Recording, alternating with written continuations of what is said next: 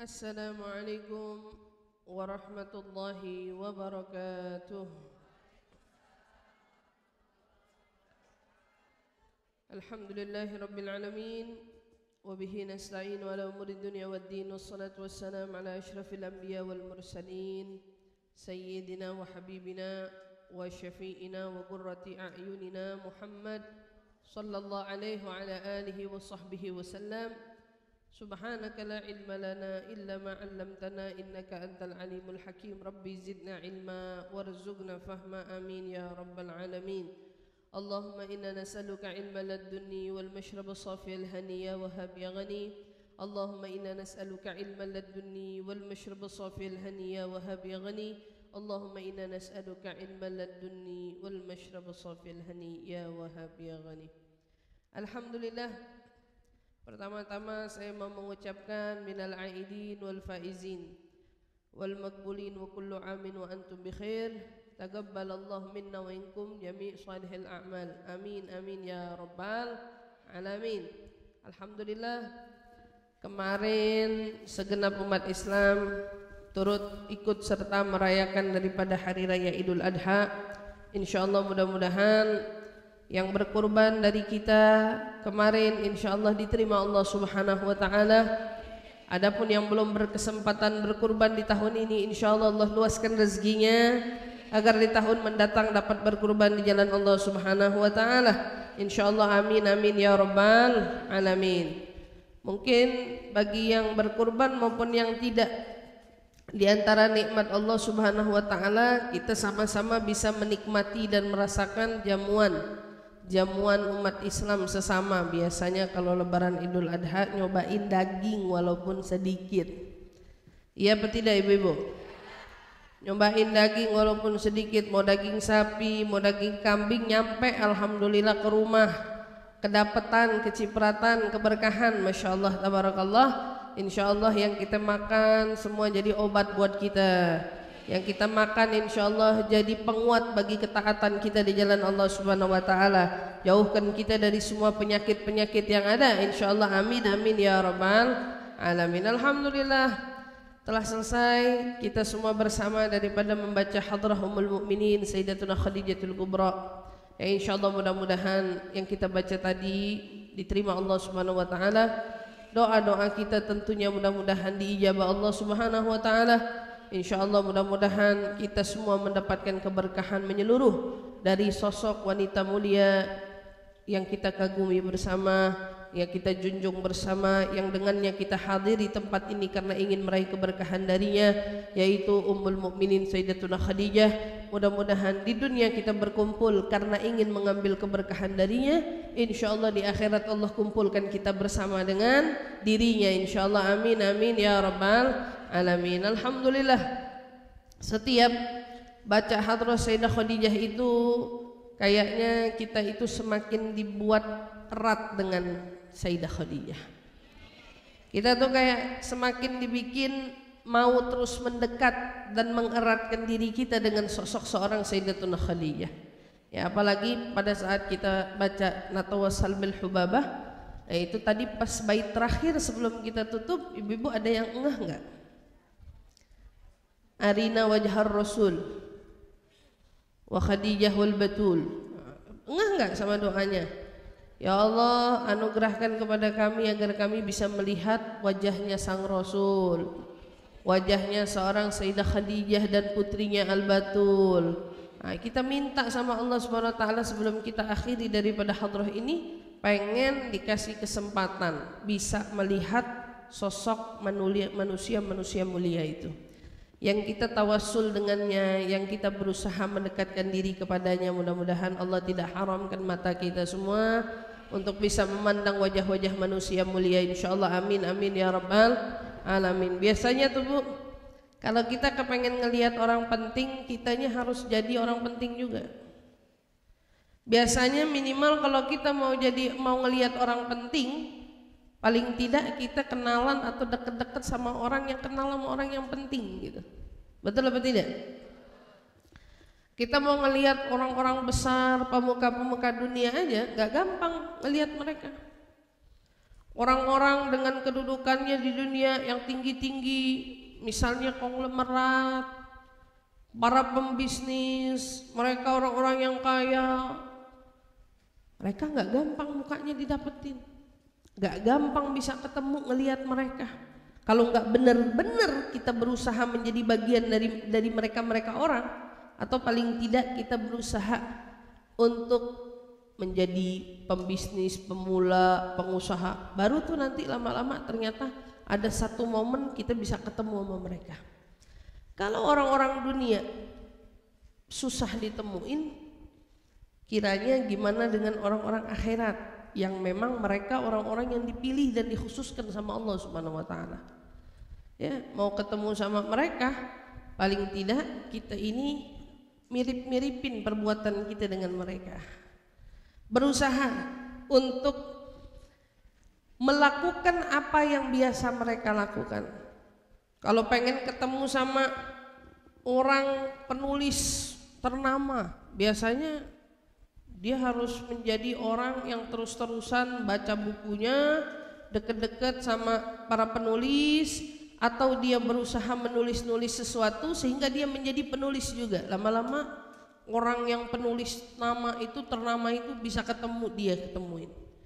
Kalau dia kepengen ketemunya pembisnis, pengusaha, paling tidak dia harus merembet menjadi pengusaha biar lama-lama diberikan kesempatan dapat berjumpa dengan sang pengusaha. Kalau kita mau ketemu sama Nabi, kalau kita mau ketemu sama Sayyidah Khadijah, kita disuruh ngapain? Kita disuruh sama ngelakuin apa yang biasa mereka lakuin. Berjuang menjadi bagian dari perjuangan mereka, menitih jalan kita seperti mereka menitih jalan-jalannya kepada Allah Subhanahu wa taala. Dengan itu semua, nah, insyaallah kita bisa jadi orang yang nanti ketemu sama mereka. Asa bihalqil qaum nalhaq bihim fil yawm wa ma jara minhum yughfar bijahillah. Apa kalau kata di Hadrah Baswedan kalau kita baca, asa bihaqqil qaum, ya Rabb, mudah-mudahan berkat kemuliaan para kaum-kaum ini, nalhaq bihim fil yawm, suatu saat kita ini bisa menyusul mereka. Ya, nyusul mereka dengan apa? Dengan amal kita yang kita serupai dengan amal mereka. Karena kita kalau diukur-ukur, pasti amal kita nggak bakal sama persis sama amalan mereka. Karena mereka punya amal tinggi, banyak, besar. Tapi kita mau berusaha dikit-dikit apa aja amalan mereka. Nalhaq bihim fil yawm. Hari ini yang kita lakuin, karena dulu mereka pernah lakuin, kita pelan-pelan bisa nyusul mereka. Wa ma jara min lam yughfar bijahillah. Apa-apa kesalahan-kesalahan yang pernah kita lakuin di dunia ini, mudah-mudahan dengan keagungan Allah, dengan kemuliaan Allah, dengan keluasan rahmatnya Allah, Allah ampunin dosa-dosa kita. Allah nggak lihat kesalahan kita, tapi yang Allah lihat perjuangan kita yang berusaha menyerupai mereka, akhirnya mengantarkan kita bisa berdekatan dengan mereka. Insyaallah, amin, amin ya rabbal alamin. Alhamdulillah. Ibu-ibu yang dirahmati Allah, kalau kita belajar dari sejarah seorang Sayyidah Khadijah atau mungkin sejarah-sejarah wanita-wanita lainnya, kita bakal ngelihat sosok wanita ini bisa terbilang tahan banting. Sosok wanita ini, waduh, luar biasa kesabaran yang begitu luas. Makanya teringat sama sebuah nasihat Ibnu Rajab, seorang ulama rahimahullah ta'ala. Beliau bilang apa? Kullu ma yu'lim an-nufus. Segala sesuatu yang bikin sakit jiwa ini, apa aja rasanya, hinaan orang, celaan orang, nyinyiran orang, sindiran orang, itu kan nyakitin jiwa, betul apa enggak? Iya, apalagi juteknya orang, sikap-sikap orang kepada kita yang enggak nyapa, yang enggak negor, yang seolah kurang ramah sama kita, itu ada pengaruh enggak sama jiwa? Ada. Kullu ma yu'limun nufus, katanya. Segala sesuatu katanya yang menyakiti jiwa. Wa yushuggu 'alaiha, bukan cuma nyakitin tapi ngebebanin. Ada orang punya masalah karena nyinyirnya orang, Ya, ente kalau lihat biasa perasaan lagi ngerasa nggak disenengin sama orang, kayaknya orang lagi nggak demen aja sama kita, kayaknya orang lagi kesel aja sama kita, kayaknya orang lagi panas mulu sama kita, kayaknya orang bawaannya lagi nggak enak aja sama kita. Tapi perasaan kita berkecamuk gak saat itu? Pakai ditambah, difitnah, diomongin, beritanya kesebar ke sana sini. Oh, katanya fulan begini. Wah, pokoknya mungkin boleh jadi dia ngerasa hari itu adalah apa? Titik terendahnya dia. Aduh, aneh ngerasa benar-benar hancur. Diomongin teman sendiri, nyakitin. Padahal dia kenal sama kita, padahal dia tahu bagaimana kita. Tapi yang kemakan dia sendiri, teman sendiri. Padahal dekat sama kita, dia yang kena makan, dia yang ngatain kita, dia yang buka aib kita. Waduh, udah sakit jiwanya pakai dibebanin. Ibaratnya nih tangan gitu udah luka pakai ditibanin lagi sama batu. Tambah sakit apa kagak, Bu? Iya, ibu cantengan dikit ketendang sakit apa kagak? Kira-kira kalau cantengan ketendang yang nendang mau diapain sama ibu? Kesel kan, udah tahu sakit pakai ketendang lagi, aduh kecolek, itu baru cantengan, Bu, ya. Kecantek kesenggol, itu rasanya yang nyenggol kita nggak tahu pengen apain. Gimana kalau orang yang udah tahu kita lagi cantengan diinjek beneran tuh kaki? Kejem apa kagak? Ibu punya teman kadang-kadang pengajian bangun nggak bisa bangun, kaki kesemutan. Tahu-tahu sama temennya iseng kesemutan malah diinjek. Wah, mau dia. Dalam hati pada ngomong, nih orang kurang ajar ya, bukan main gitu ya. Udah tahu orang kesemutan tapi dia sengaja diinjek. Itu kan ada temen yang iseng begitu. Perumpamaannya sih 11-12 sama orang kalau lagi mentalnya sakit atau jiwanya lagi sakit pakai dibebanin lagi sama sesuatu. Kebebanan, udah sakit dibebanin.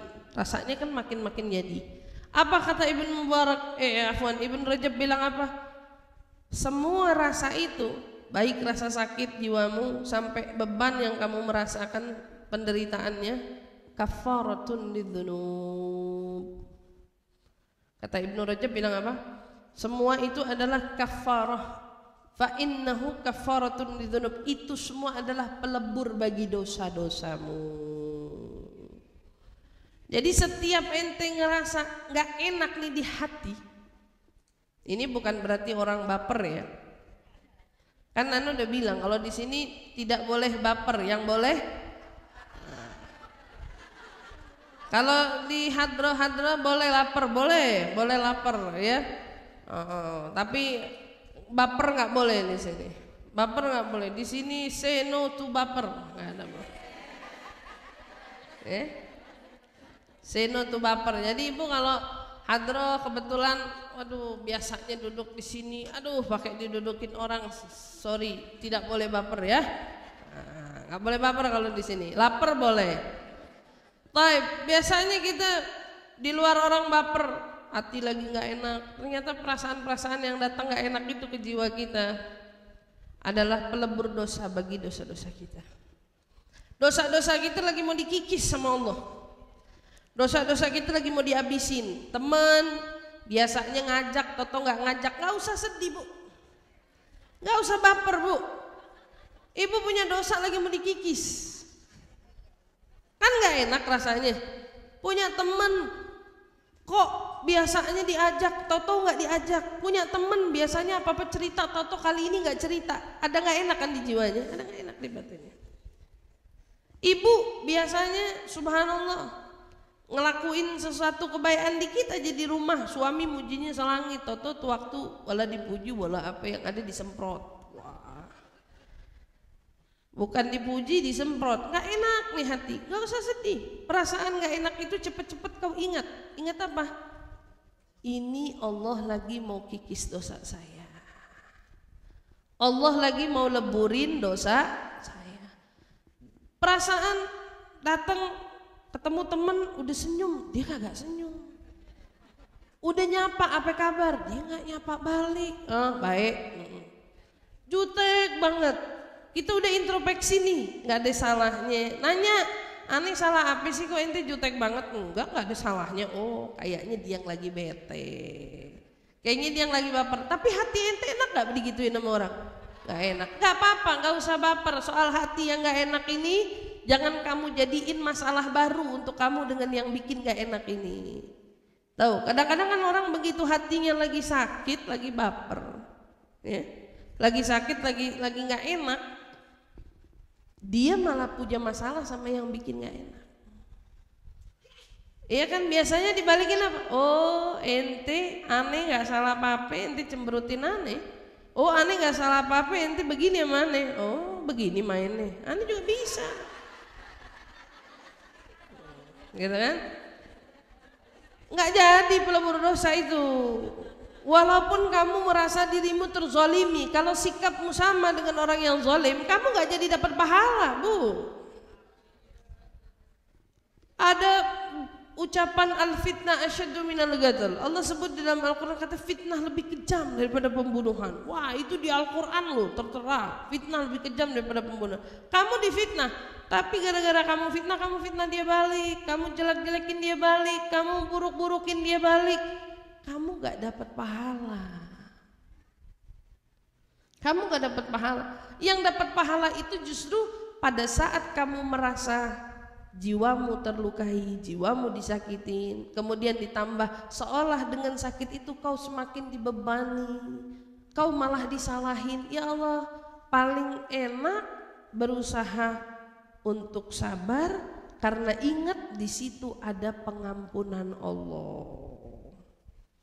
Karena biasanya Bu, orang yang jutek, yang manyun, yang cemberut, tapi kamunya baik-baik aja, dia capek sendiri.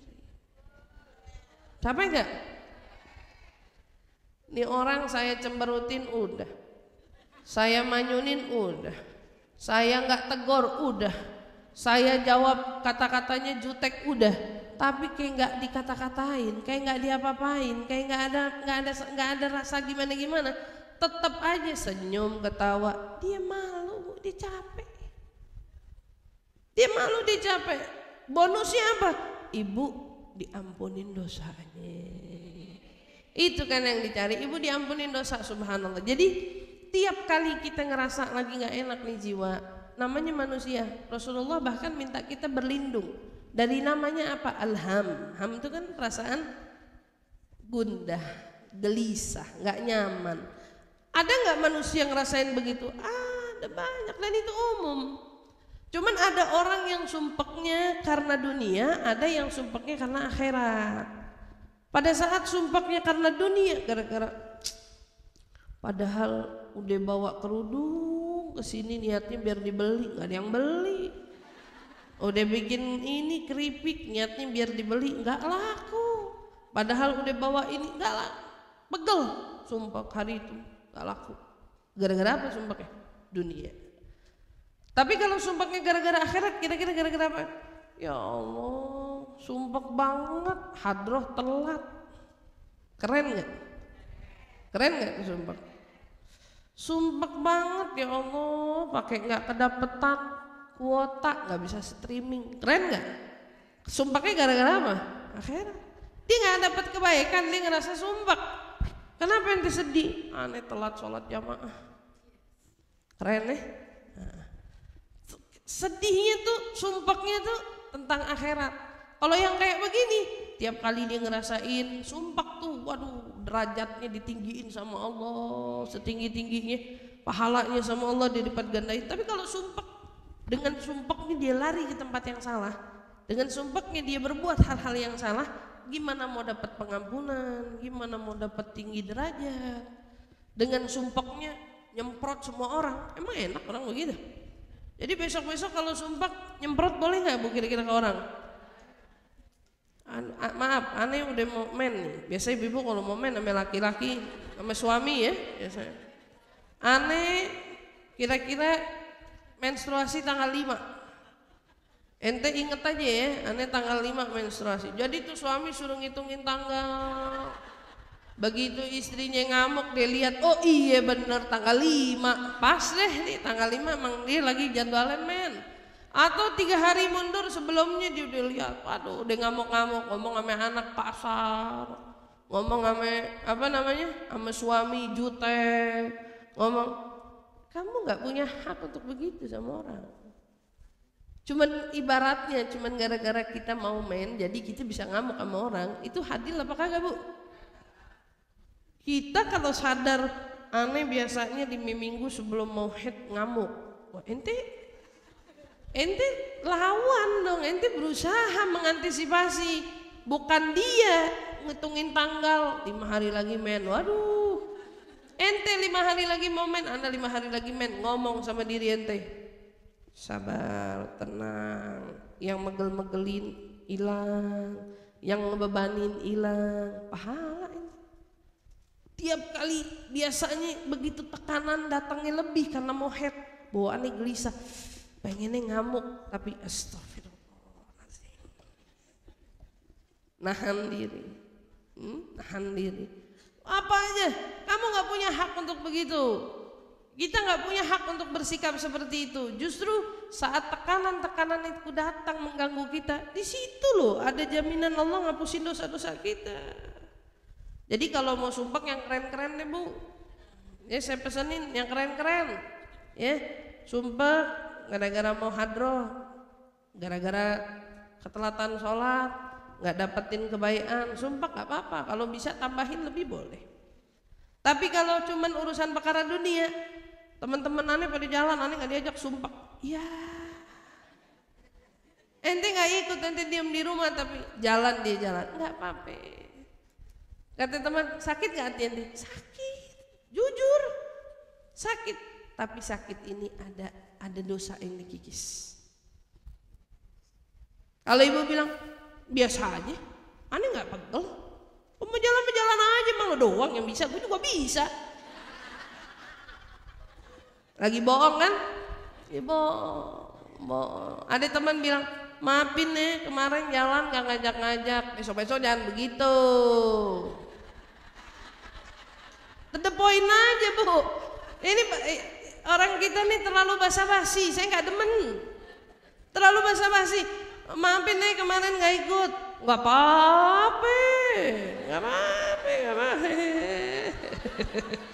Iya, di belakangnya ngomong ngoceh aja, kesian. Kadang-kadang kalau teman curhatnya suaminya kena. Ini kenapa dia yang pegel sama temennya ngapain jadi aneh yang kena gitu. Atau ya padahal dia lagi kesel. Dan justru kalau kita ngerasa di situ terlukai atau tersakiti, ada teman bilang, maafin nih kemarin pergi nggak ingat, lupa. Gua apa-apa, padahal sakit, bohong ente. Bilang aja, besok-besok jangan diulangin. Emang teman ente dia doang. Aneh juga, ya besok-besok ingat. Tapi udah. Bukannya habis ngomong nganyun, cemberut, kesel. Kadang-kadang orang kita dimintain maaf malah ngelunjak. Jangan. Di situ ada pengampunan Allah. Kamu rugi kalau kamu nggak ambil tuh pengampunan. Kamu rugi kalau nilai plus Allah mau angkat derajat kamu nggak ambil, kamu rugi. Insya Allah mudah-mudahan Allah selalu berikan kepada kita kewarasan akal. Akal kita ini biar waras, biar bisa mikir bener jadi orang. Akalnya ini biar bener, kalau mikir ya lempeng gitu. Bukan diracuni oleh pikiran-pikiran syaitan. Setan tuh, Bu, nggak pernah melakukan sesuatu perbuatan bergerak. Setan tuh kerjanya ngapain? Cuman berbisik nih di kuping. Panas. Kurang ajar tuh. Katain. Setan jangan begitu. Katain. Gampang banget. Kita yang kena. Sialan. Kata setan cuma di sini doang. Panas. Ente yang darah tinggi, ente yang tegang ototnya, ente yang begini. Saya kan pernah cerita jujur sama ibu-ibu. Bu, dulu saya dulu jujur orangnya emosian. Dulu waktu saya masih kecil, masih umur 20-an, emosian. Jalan disalip, kalau ini saya bisa turun, saya tendang bannya yang nyalip. Wah. Emang ibu doang begitu? Saya tahu ibu juga begitu dulu. Sebelum ngaji, ya. Dulu. Kan saya bilang sampai satu waktu di mana tiba-tiba saya lagi marah sama salah satu karyawan saya. Di tengah-tengah saya lagi marah, saya berasa muka saya kepala kesemutan. Wah, gitu. Terus akhirnya saya matiin teleponnya, kan kita lagi marah-marah. Saya matiin teleponnya, terus saya diem. Ini orang yang saya marah-marah kepalanya kesemutan juga nggak ya? Nah iya, kan saya ngomong gitu sama diri saya, ini orang yang lagi saya narik otot, marah-marah sama dia kesemutan juga apa kagak ya? Bisa jadi kagak, habis dia matiin telepon dia, ya ngomel doang. Bisa nih ngomel doang, paling begitu. Kalau waktunya tidur, mentidur. Belum tentu nangis, belum tentu nyesel, belum tentu omelan aneh dianggap benar sama dia. Belum tentu dia mengatakan iya ustazah betul misalnya gitu. Enggak, belum tentu. Bisa jadi begitu telepon dimatiin, lah dia yang salah katanya. Iya enggak? Lah kan itu manusiawi, itu umum. Kalau ibaratnya marah itu selalu biasanya sepihak gitu, ya umumnya sepihak. Begitu saya kesemutan, waduh kesemutan, terus saya ngomong gini, iya ya kalau kita marah itu kan yang rusak fisik kita, yang rugi diri kita, yang bisa kena serangan jantung kita, yang bisa tiba-tiba darah tinggi kita, yang bisa tiba-tiba stroke kita juga, kan gitu, betul nggak? Wah lagi marah-marah, masuk rumah sakit, yang diomelin sehat. Kita yang ngomel masuk rumah sakit, yang diomelin segar nggak kenapa-napa. Pernah ibu nemu, ini kenapa bisa begini diomelin? Pernah nemu ada orang masuk rumah sakit gara-gara diomelin? Nggak ada. Umumnya orang masuk rumah sakit tukang ngomel, gara-gara dia tukang ngomel. Jadi mikir habis dari situ, aduh kayaknya harus belajar ini, belajar berusaha ya. Ngomel tuh berarti kan nggak ada artinya gitu. Kalau mau ngomong aja yang jelas. Kalau kesel ngomong aja kesel. Tapi di saat kita ngomong, saya nggak suka ya sama kerjaan kamu, saya kesel sama kamu. Dia udah tahu kita tuh kesel, kita tuh marah karena kita ngungkapin. Ibu kalau marah sama anak-anak ibu ngomel doang. Kamu tuh begini. Dia nggak ngerti bu. Tapi kalau ibu bilang kamu salah ya. Dan mama gak suka, mama marah loh, itu otak dia udah tahu ibu marah, dan dia udah nerima emaknya lagi marah tanpa ibu. Kamu, aduh, anak habis diomelin masuk pintu jepret kunci, emaknya lagi ya Allah sabar, emaknya, iya nggak? Emaknya lagi ya Allah sabar, emang bener kurang ajar anak zaman sekarang. Anaknya masuk pintu, di kamar dia ngomong apa? Susahnya punya emak orang dulu. Kata anak di kamar. Iya gak? Iya susahnya punya emak orang dulu katanya. Aduh, anak ente punya penderitaan sendiri atas mamanya gitu ya, kayak mamanya punya penderitaan terhadap barang anaknya gitu. Nah anakku lihat dari hal ini semua, mestinya kan oh iya saya waktu itu saya menerapkan pada diri saya akhirnya pada saat itu saya kalau marah mendingan saya ngomong marah. Aneh marah, aneh nggak suka, aneh kesel, aneh nggak demen, aneh ngomong, tapi nggak usah sampai ngabisin tenaga. Kalau sampai ngabisin tenaga, aduh aneh takut aneh yang masuk rumah sakit yang diomelin seger-seger aja gitu. Kayaknya itu terlalu gak fair gitu ya, terlalu gak fair. Kecuali kalau dua-duanya kan masuk rumah sakit masih adil. Bercanda, bu bercanda. Ya begitulah kurang lebih. Akhirnya berpikirlah, kerugian selalu berdampak pada kita yang terkadang gak punya kewarasan akal. Akal kita gak sehat mikirnya. Dari sumbernya dari mana? Cuman setan yang ngomong doang di kuping. Marah-marah, baper, kesel, katain. Emang kurang ajar dia. Ente, aduh panas. Padahal nggak ada yang ngomporin, belum ketemu temen kompor, belum. Ente udah panas sama setan. Begitu duduk sama temen kompor, ini temen setan. Tahu, ini teman setan. Karena dia ngebantuin setan. Kalau setan ngebisik nggak punya wujud, tapi kalau teman tukang kompor itu manusia berwujud setan. To the point, Bu. Makanya jangan pernah jadi kompor. Kalau ada orang lagi masalah, punya masalah, kita tuh harus jadinya justru penenang, penetral, bukan jadi kompor. Ada teman bilang aneh kesel, si itu jalan gak ngajakin, emang. Ini manusia ya yang sedang bekerja oleh pekerjaan setan. Besok kalau ada teman kompor, ente teman setan ya? Ibu gituin aja. Sejak kapan berteman sama setan? Nanya sama dia. Jangan ya. Perempuan itu kan mestinya hebat-hebat, kuat-kuat. Dari sosok seorang Sayyidatunaa Khadijah, kita banyak sekali belajar bagaimana beliau menyikapi setiap hal yang melukai jiwanya, yang melukai perasaannya, yang membebani hidupnya, bisa dilewatin sama Sayyidah Khadijah semuanya. Dengan apa? Sabar. Kok dia marah, dia kesel, manusia pasti ada emosinya marah. Tapi nggak pernah sampai melukai diri. Ya ini ngerusak akalnya sendiri, ngerusak hatinya sendiri. Enggak. Naudzubillah min dzalik. Mudah-mudahan Allah jaga kita semua. Amin.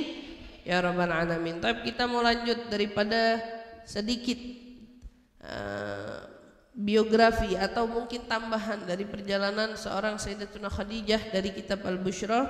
Sama-sama kita awali majlis kita dengan doa ta'lim. Bismillahirrahmanirrahim. Nawaitu ta'allum wa ta'lim wa naf'a wal intifa' wal mudhakara wa tadhkir wal ifada wal istifada wal hitha ala tamassuk bi kitabillah wa sunnati rasulillah sallallahu alaihi wasallam wa du'a ila al huda wa dilalata ala al khair ibtigha'a mardati wa qurbih wa thawabih wa husnul khatimah ma'al lutfi wal afiyah wa salahil aqiba bi rahmatika ya arhamar rahimin. Amin amin ya rabbal alamin. Bismillahirrahmanirrahim. Wa qala al-musannif rahimahumullah wa nafa'na bihi wa bi ulumihi fid dharain amin. Wa min khasa'isiha alaihi rahmatu wal ikram. Alaiha rahmatul wal ikram. Annaha afdalu nisa'ul Mustafa bitamam. Kama jaa fil hadits an sayyidil anam annahu qala Sayyidatu nisa'il alamin Maryam, thumma Fatimah, thumma Khadijah, thumma Asiyah imra'atu Fir'aun. Wa fi riwayah an Anas radhiyallahu anhu marfu'atin hasbuka min nisa'il alamin Maryam bintu Imran wa Khadijah bintu Khuwailid wa Fatimah bintu Muhammad wa Asiyah imra'atu Fir'aun.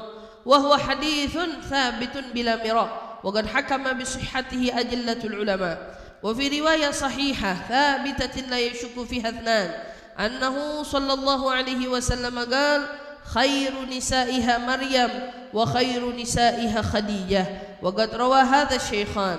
والأحاديث في هذا الباب كثيرة وهي معروفة في أصول كتب أهل السنة الشهيرة وكلها متفقة في مجموعها بيقين على أن مريم وخديجة وفاطمة وآسيا هن أفضل نساء العالمين رضي الله تعالى عنهن أجمعين. والخلاف بين العلماء في التعيين أولهن والموازنة في الأفضلية بينهن وقد اجتهد بعضهم في التعيين واحدة وتكلف التأويل والجمع ولا أرى في ذلك فائدة. Di antara keistimewaan yang dimiliki sosok Sayyidatunaa Khadijah radhiyallahu ta'ala anha wardaha, bahwa dia termasuk wanitanya Rasul yang terbaik. Afdalu nisa'il Mustafa bitamam.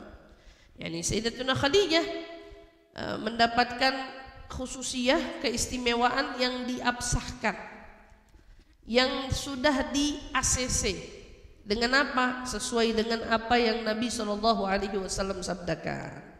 Apa sabdanya? Nabi SAW bersabda bahwa sebaik-baiknya, kata Nabi SAW, wanita yang paling utama di seluruh dunia. Ini hadisnya, Maryam pertama bintu Imran. Maryam bintu Imran namanya disebut yang pertama. Maryam, Fatimah, Khadijah, Asia. Hadisnya gitu. Maryam, kemudian Fatimah, Khadijah, Asia. Pada bab ini, saat kita baca tentang khususiyah seorang Sayyidatuna Maryam, kenapa dia namanya ditaruh sama Nabi atau Nabi ucap lebih dulu? Ini Maryam lebih dulu. Kenapa bukan Fatimah atau Khadijah atau apa? Padahal yang ucapkan Rasul sallallahu alaihi wasallam.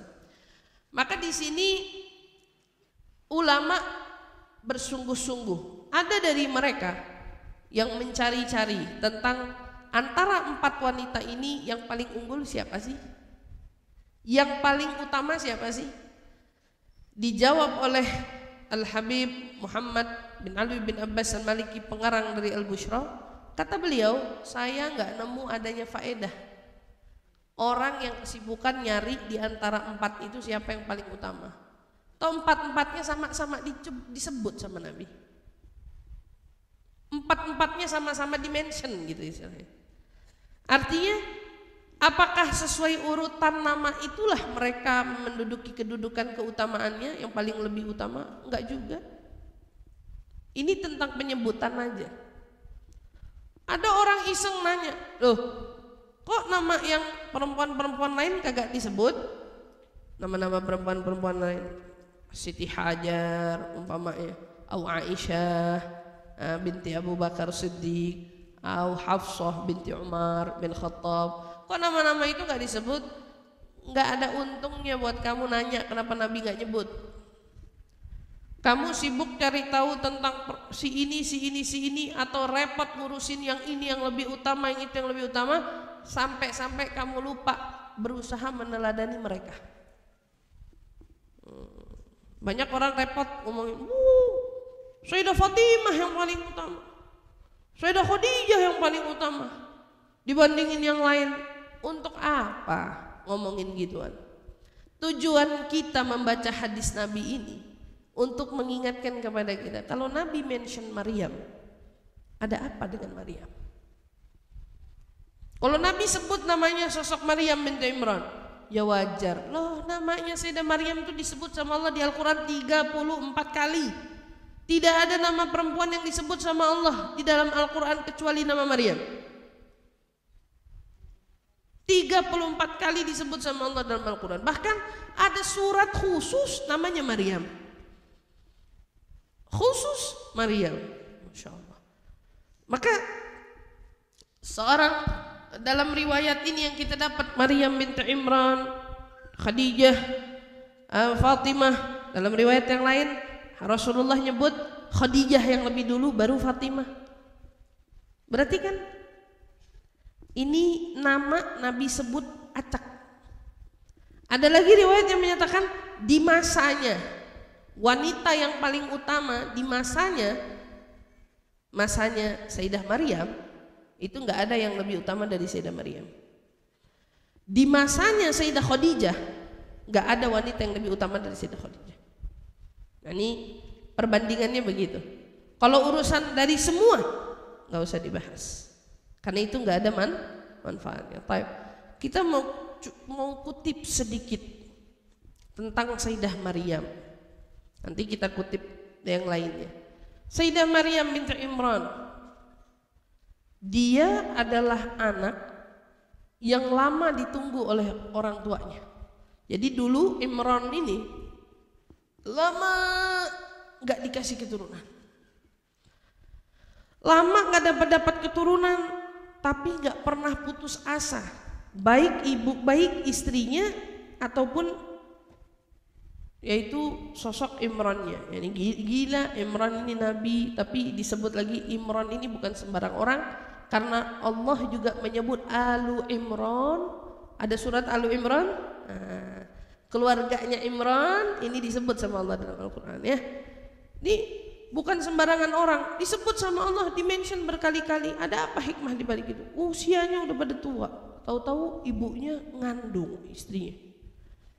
Udah tua, tahu-tahu hamil.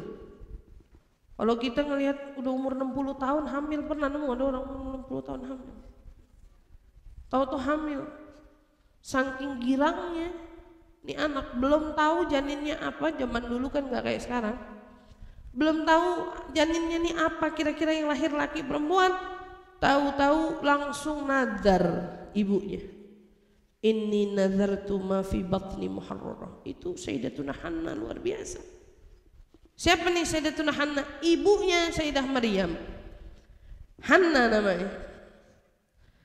Inni nazartu ma fi batni muharrara fataqabbal minni. Ya Rabb, aku nazarkan apa yang ada di dalam perutku ini, tolong terima nazarku. Apa nazarnya? Dia nazar kalau anaknya lahir bakal jadi pelayannya Baitul Maqdis. Pokoknya kalau anak saya lahir, ini anak jadi pelayannya Baitul Maqdis. Itu bukan anak saya, nih anak bakal ngelayanin Baitul Maqdis. Subhanallah.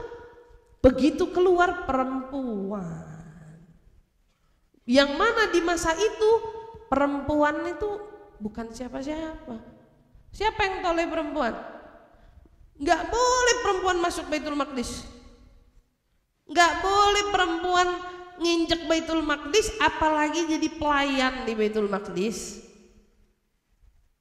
Tapi udah nazar, udah ngomong dari awal, kalau ini anak saya akan jadikan pelayan Baitul Maqdis. Maka ibunya Sayyidatuna Hannah dari kecil, Sayyidah Maryam, ditaruh di Baitul Maqdis. Mainnya sama pelayan-pelayan, orang-orang ahli ibadah di Baitul Maqdis. Wah, kerjaannya dari kecil. Usia 6 tahun Sayyidah Maryam jadi yatim piatu. Jadi dari kecil udah jadi yatim piatu. Bayangin, ibu ayahnya waktu dapetin dia udah pada tua, meninggal. Akhirnya diasuh sama siapa? Nabi Zakaria. Nabi Zakaria punya istri, itu bibinya Sayyidah Maryam. Jadi istrinya Nabi Zakaria adik kakak sama Sayyidatuna Hannah. Makanya banyak cerita yang di dalam Al-Quran, Nabi Zakaria tuh kok kelihatannya dekat, padahal bukan anaknya, bukan keponakan istrinya. Keponakan istrinya diasuh, diperhatiin sama Nabi Zakaria, diliatin di dalam Al-Quran ya, diliatin. Apa kerjaannya Sayyidah Maryam di Baitul Maqdis? Dicemooh, dihina. Ya perempuan bisa apa? Emang sanggup ngebersihin ini? Emang ini? Tapi tahan banting loh dari kecil. Dicemooh, dicela, nggak digubris. Dia taunya dirinya dia ini adalah nazar ibunya untuk menjadi pelayan Baitul Maqdis. Kerjaannya tiap hari nyapu, ngepel, istilahnya ngisiin air untuk para ahlu ibadah di Baitul Maqdis. Itu kerjaannya Sayyidah Maryam. Bayangin, baru dengan godaan yang sudah menjadi yatim piatu di usia belia, masih kecil sudah jadi yatim piatu, tumbuh dewasa dengan penuh nyinyiran, cemoohan, yang dianggap melihat perempuan itu sebelah mata. Makanya kadang-kadang suka aneh sama orang barat ya, yang teriak-teriak tentang kesetaraan, perempuan tuh harus punya hak. Kalau dia baca sejarahnya Sayyidah Maryam, malu dia ngomong kayak gitu. Sayyidah Maryam sudah lebih dulu memberikan apa ya, memberikan seolah bukti perempuan itu bisa. Kamu laki-laki yang selama ini di zaman itu, bahkan di zaman Rasul aja masih banyak orang itu yang kubur hidup-hidup bayi-bayi perempuan. Karena bagi mereka saat itu perempuan tuh nggak ada gunanya. Perempuan cuma disuruh apa? Cuman untuk memenuhi kebutuhan biologisnya laki-laki aja. Jadi orang Arab kalau ada bayi perempuan lahir itu mukanya dhallu muswad wa huwa kadhim. Mukanya hitam, murung, kesel, marah. Kenapa yang kamu lahirin harus anak perempuan? Makanya Allah sendiri di dalam Al-Quran, wa idzal mau'udatu su'ilat bi ayyi dzambin qutilat. Siapa tuh mau'udah? Bayi perempuan-perempuan itu yang dibunuh dulu sama orang-orang tuanya, dikubur hidup-hidup, besok di akhirat dia pada dibangkitin sama Allah. dia bakal datengin orang tuanya, aneh dosa apa ente kuburannya? Mau jawab apa tuh orang tua? Saya dosa apa kamu kubur saya hidup-hidup? Itu bakal dituntut sama anak-anaknya yang kubur hidup-hidup. Ya begitu juga orang-orang yang pada mau ngelakuin perbuatan maksiat, hamil, lahir, dibunuh anaknya, dibuang di tong sampah, dimasukin. Ente kira ente nggak bakal ditanya? Ente bakal didatengin sama tuh janin. Dia bakal nanya, aneh dosa apa ente bunuh? Ente yang membuat dosa, aneh yang dibunuh. Bisa jawab apa? Itu Allah belum nanya, anaknya dulu yang nanya sama dia. Subhanallah. Ya, Sayyidah Maryam akhirnya kemudian diasuh, tahan kuat, banting, akhirnya sampai Allah Subhanahu wa taala pun menguji dia dengan ujian. Tahu-tahu dia hamil. Wah, dicemooh dengan sebaitul maqdis itu. Dicemooh, dicela, dihina. Tapi hebatnya Sayyidah Maryam gak ngegubris cemoohan itu, gak dibantah cemoohan itu, diem aja dia. Dihina, dicaci, dimusuhin, disakitin, sabar Sayyidah Maryam. Kita kalau ngelihat itu di zaman sekarang kayaknya perempuan-perempuan yang seperti sosok seorang Sayyidah Maryam itu di mana ya? Dicemooh, dicaci, dihina dengan segala bentuk ujian-ujian dan godaan-godaan yang ada, tapi dia tetap berdiri tegar. Dia hamil walaupun tidak ada suami yang menghamilinya, karena dia akan melahirkan sosok seorang nabi yang menjuluki dengan Ruhullah, yaitu Nabi Allah Isa alaihissalatu wassalam. Nabi Allah Isa alaihissalatu wassalam lahir. Aduh, pokoknya ceritanya panjang. Sekilasnya begitulah. Nanti akan ada sesinya. Kalau Al-Busyra Khatam kita akan bahas tentang Sayyidah Maryam. Ala kulli hal, dari situ sedikit aja kita petik. Sayyidah Maryam itu ngalamin susah hidup bukan habis nikah. Kayak kita-kita pada umumnya. Begitu ditinggal wafat orang tua. Kehilangan pekerjaan. Dengan suami bermasalah. Tidak. Kalau kita lihat perempuan-perempuan sekarang, dibalik wanita-wanita itu, kemana yang tangguh-tangguh ya? Kenapa kita nggak mau bercermin dengan mereka-mereka yang sudah Rasulullah jadikan panutan untuk kita? Belajar kisahnya Maryam. Sayyidah Maryam itu gimana sabarnya, kuatnya menghadapi cemoohan, hinaan, cercaan, kejelekan-kejelekan orang yang begitu mengasingkan dia. Diajarin sama Allah, bahkan gak ada orang. Sayyidah Maryam mengurung diri aja di dalam kamar, di mihrabnya. Di dalam Al-Quran kita lihat Sayyidah Maryam di dalam mihrabnya aja. Kullama dakhala 'alaiha Zakaria wajada 'indaha rizqa. Di dalam Al-Quran Allah gambarin keluar nggak pernah. Orang dibenci, dimusuhi, dicemooh, keluar nggak pernah. Bersentuhan dengan yang mahram nggak pernah.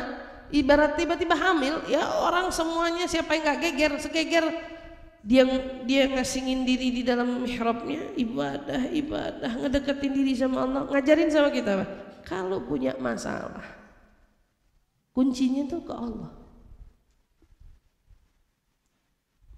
Yang ngasih masalah siapa? Allah. Bukan kita sibuk mencari celah.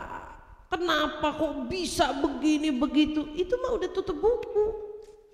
Nih sekarang yang ada begini, ya udah siapa yang bisa ngasih solusinya? Allah.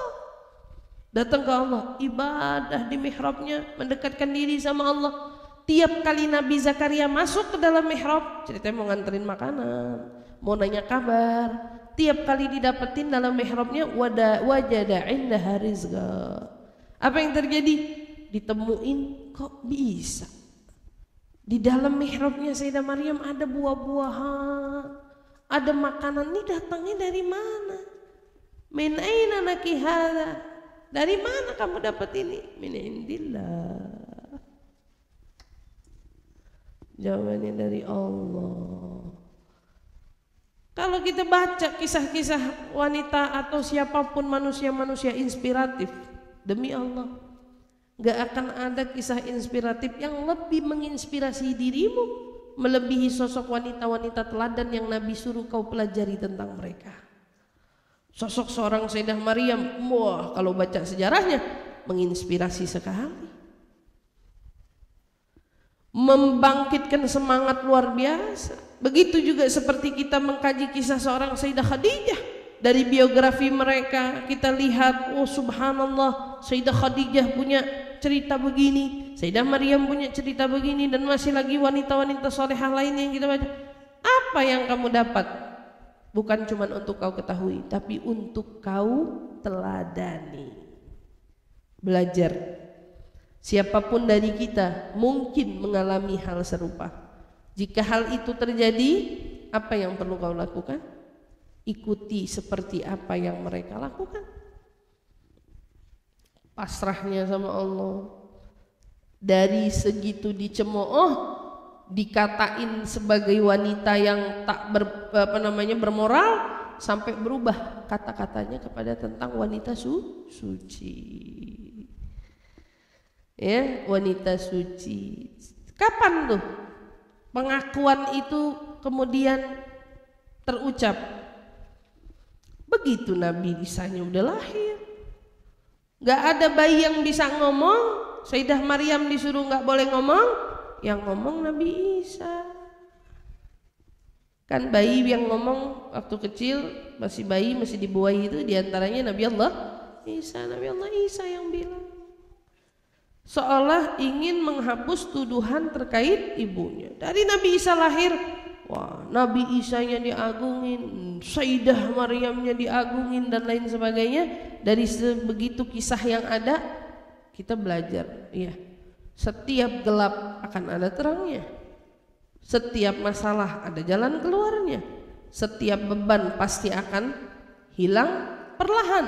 Jadi kita perlu apa? Kita harus perlu menyandarkan diri kepada Allah, serahin nama Allah. Pada di situ, oh pantas Sayyidah Maryam punya kedudukan sebegininya. Orang dianya juga menjadi manusia yang begitu penyabar, bertahan dalam setiap keadaan, kuat dalam melalui ujian dan cobaan. Kita juga mau jadi seperti itu, mau belajar seperti itu, pengen seperti mereka yang begitu kuat dan sabar dalam menghadapi ujian-ujian hidup. Subhanallah. Kemudian Sayyidah Khadijah dengan ujiannya semasa bersama dengan Nabi. Jadi kalau Sayyidah Maryam terbaik di masanya, maka Sayyidah Khadijah terbaik di masanya. Ada perempuan digoda dengan suami yang diboikot, sekampung ngeboikot, tapi prasangkanya dan keyakinannya kepada Nabi tidak berkurang sedikit pun, seolah tidak merasa ini aneh begini gara-gara ente. Kita kalau lagi ngalamin sulit, kebetulan suami menjadi penyebabnya, ente ngomong apa? Ada perempuan di luar sana yang ngomong, aneh dulu hidup sama orang tua, aneh seneng, sama ente aneh sengsara begini, melarat aneh begini. Sombong banget, nggak rela susah bareng sama suami, nggak rela. Tapi di sana ada juga istri yang seolah suami mau ke hutan lagi, asal sama dia mah aneh megirang aja. Ada yang begitu, hebat, masya Allah, tabarakallah. Ya emang kudunya begitu. Kan misalnya begitu, mau kemana aja, aneh siap. Ini enggak. Katanya Nabi mengungkit tentang perempuan yang berucap kepada suaminya, aneh nyesel nikah sama ente. Katanya pahalanya runtuh 70 tahun. Kalau kesel-kesel tuh jangan sampai ngomong nyesel. 70 tahun umur ente aja belum tentu nyampe. Aneh nyesel nikah sama ente. Kalau aneh tahu ente begini, aneh lebih baik nikah sama yang noh. Wah. Masa lalu, Bu. Ibaratnya kalau suami balik, emang yang noh masih mau sama ente? Aneh. Masih mau sama aneh. Ya. Gak guna. Tapi yang rusak apa? 70 tahun amal ibadahmu luntur, jatuh, ditolak sama Allah. Berarti kalau umur ente 50, 40 masih ngutang tuh, masih ada, masih ngutang.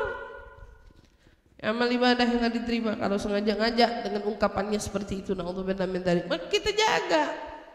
Ya emang perempuan godaannya dari situ, yang bakal ngegoda kita, nguji kita dari situ. Sayyidah Khadijah diuji sama Allah, hartanya yang habis itu kan bukan karena Sayyidah Khadijah royal, tapi karena menyokong dakwah suami, karena berjuang bersama dengan suami. Kekayaan yang hampir dia miliki sekota Mekah itu, tanahnya di mana-mana, kemudian habis, hancur, lenyap, karena dia berikan semua sokongan itu kepada Nabi SAW sepenuhnya. Sudah dapat dari situ, apa yang didapat oleh Sayyidah Khadijah? Hinaan, diboikot, nggak ada orang yang mau kerja sama dengannya, nggak ada orang yang mau membantu kebutuhan pangan dan makannya. Sampai Sayyidah Khadijah dengan Rasul dan sahabat yang kala itu baru berjumlah beberapa orang harus mengasingkan diri di mana? Di goa, duduk bikin tenda di bawah kaki gunung, sampai makannya rumput seperti makanan kambing saat itu. Semelarat-melarat kita perempuan, suami mungkin nggak dapat banyak rezeki tapi masih bisa menghasilkan buat kamu makan dan anak-anak. Ibaratnya nggak pantas kita mau ngatain dia. Sosok seorang Sayyidah Khadijah makan rumput aja nggak nyesel, nggak bilang aneh begini gara-gara ente gitu. Enggak. Di akhir-akhir hayatnya sebelum Sayyidah Khadijah wafat, Nabi SAW datang ke dalam ke rumah. Di situ Sayyidah Khadijah sudah sakit dengan sakitnya menjelang kematian. Masih Rasulullah tuh bermanja-manja dengan Sayyidah Khadijah yang tidur di pangkuannya Sayyidah Khadijah. Sayyidah Khadijahnya masih menegarkan diri. Nabi tidur di pangkuannya, Sayyidah Khadijah sambil diusut kepalanya. Tiba-tiba Sayyidah Khadijah menangis, lalu air matanya itu menetes di pipinya Nabi Muhammad SAW. Nabi bangun, dilihat wajahnya Sayyidah Khadijah yang udah mulai pucat pasi, udah mulai kelihatan sakit dengan sakitnya yang begitu dia rasakan. Nabi nanya, Khadijah, ente nyesel nikah sama aneh? Kenapa ente nangis? Apa ente nyesel nikah sama aneh? Kata Nabi bilang, demi Allah, yang kutangisi adalah kenapa aku punya harta sedikit. Andai aku punya harta lebih, kekayaanku lebih, aku jauh lebih bisa membantumu wahai Muhammad. Bayangin, andai aku punya lebih, padahal yang dia punya sudah lebih, yang dia berikan kepada Nabi sudah lebih, tapi dia bukan nangis tentang penderitaannya. Ini loh perempuan hebat itu bukan yang menangisi penderitaannya, tapi dia menangis atas penderitaan orang-orang yang dia cintai. Andai, kata Sayyidah Khadijah, aku punya harta lebih, akan kuberikan semua kepadamu agar kau tidak dihinakan seperti ini. Padahal dia sakit. Bahkan dia nggak minta, kan mestinya yang sakit dia, mestinya dia yang tiduran di pangkuan suaminya. Ini Nabi masih bermanja-manja, emang suami itu manja, Bu. Nabi tiduran di pangkuan Sayyidah Khadijah, Sayyidah Khadijahnya lagi sakit. Demi Allah, kata Sayyidah Khadijah, aneh nggak nyesel nikah sama ente. Andai, ini wasiat Sayyidah Khadijah, andai jika aku wafat nanti, lalu tulang belulangku bisa kau jual untuk kau belikan sesuatu dalam perjuanganmu, juallah tulangku wahai Muhammad. Jual. Orang mana yang mau ngasih tulangnya? Ente pernah dengar kisah cinta lebih hebat dari kisah cintanya seorang Khadijah? Hah? Ambil nih tulangannya, jual. Atau jika nanti aku wafat lalu sudah dikebumikan, kau perlu merakit sampan atau perahu untuk kau rakit namun tidak kau jumpai kayu untuk rakitanmu, ambil tulangku, rakitlah perahumu dengan tulangku. Sampai titik akhir hayatnya, detik-detiknya pun tetap mau menjadi sosok wanita yang menyokong suaminya, mendukung suaminya, begitu punya cinta yang luas kepada suami. Gimana Nabi bisa berpaling dari Khadijah? Kalau kamu sekarang bertanya, kenapa banyak suami berpaling dari istrinya? Karena nggak banyak juga dari istri yang mau meneladani sosok Khadijah. Karena suami kalau udah istri menjadikan hidupnya, dirinya totalitas terhadap suami, suami mana yang menengok ke orang lain? Suami mana lagi yang butuh dengan orang lain? Gak ada. Dan itulah buktinya, terbukti dengan Nabi SAW. Subhanallah. Oleh karena itu kita di sini lihat Sayyidah Khadijah yang begitu luar biasa, kekuatannya, ketulusannya, kesabarannya, menjadikan sosok dia wanita terbaik di zaman, dan bahkan sampai saat ini dia menjadi wanita terbaik dari wanita-wanita terbaik yang disebut namanya oleh Nabi Muhammad SAW.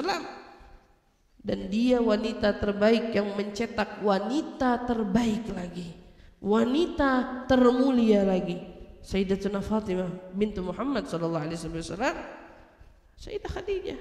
Begitulah wanita hebat. Bukan tentang dia menjadi perempuan hebat, tapi dia bisa membuat anak-anaknya wanita hebat, laki-laki hebat, itu ibu-ibu hebat, itu perempuan-perempuan hebat. Bukan tentang kita.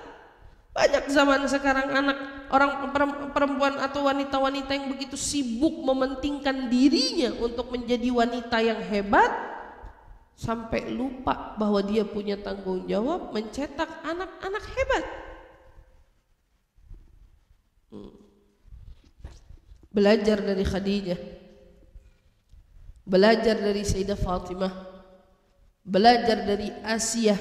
Kalau mau sebutin satu-satu nggak kelar itu ceritanya.